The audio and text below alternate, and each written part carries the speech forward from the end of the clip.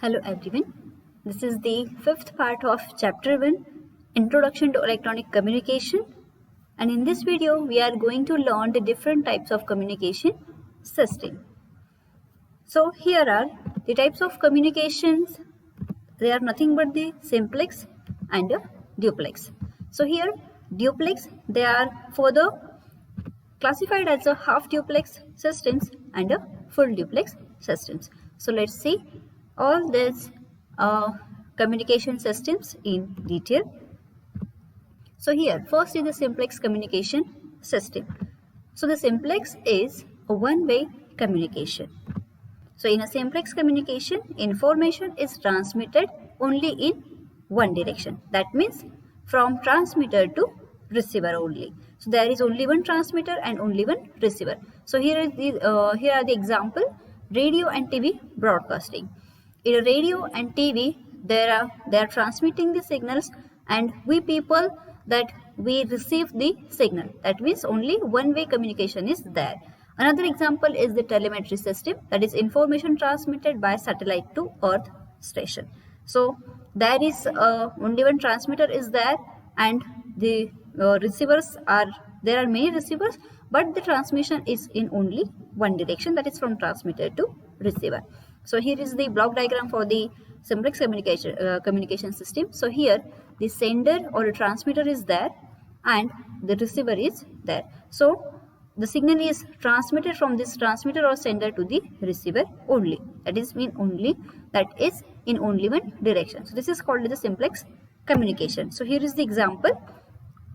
Here is the transmitter, where this is nothing but the radio station. From this radio station, the signals they are transmitted, and the radio that is nothing but the receiver. So at this radio we get the signals. Another type of communication is a half duplex communication. So in this half duplex communication, the information or data flow in both direction. That means from transmitter to receiver, and again from the receiver, that will also consist of a transmitter. So again that it will transmit to the another receiver.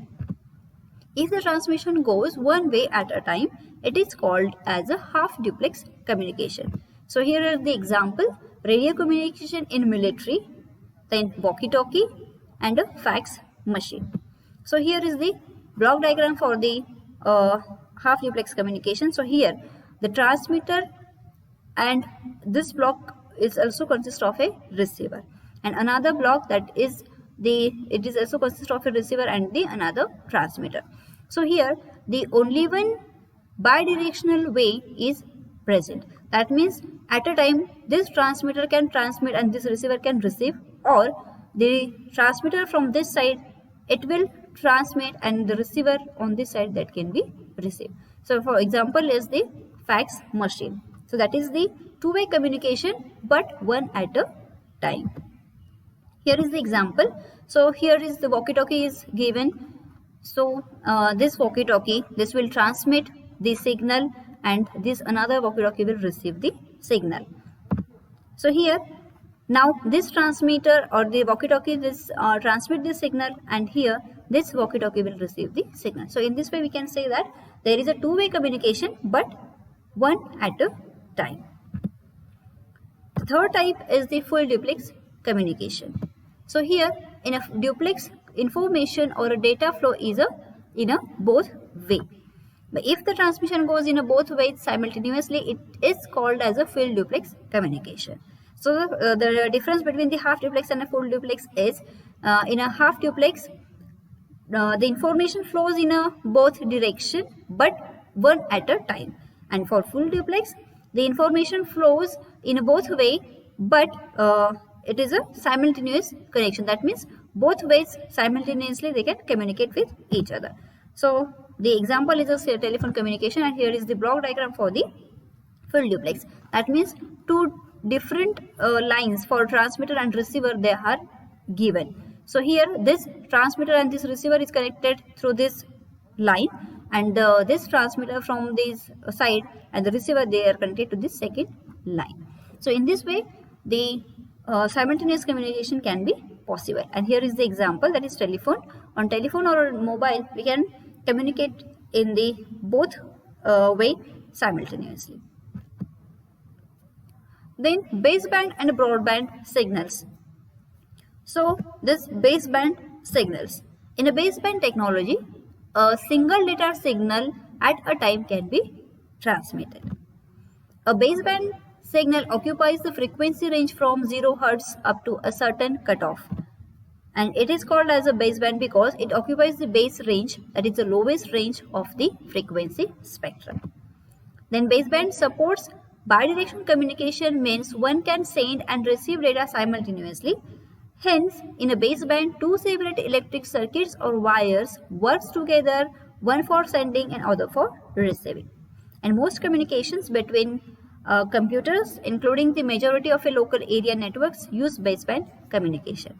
In another way, the baseband signals can be represented as they are nothing but the electrical representation of the physical quantities. So no processing is done on that signal, so they are called as a baseband signal. Then another type of signals, they are broadband. So in broadband technology, multiple data signals or channels are simultaneously transmitted at the same time. A broadband uses analog signals in the form of optical or electromagnetic waves over multiple transmission frequencies. And in a broadband, a higher range of frequencies, 1 MHz to 3 MHz, is used to operate the communication signal. In a broadband communication, modulation technique is used to transmit data. So here is the difference between the baseband and a broadband. In a baseband, the electrical equivalent signal is transmitted directly on the transmission line, and in a broadband, the signals, they are transmitted using the modulation technique. Broadband is generally used to transmit audio, video and data simultaneously. Example, cable TV networks, radio stations, etc. So here are the questions based on this topic. Solve the questions. If you have any query, you can contact me. Thank you.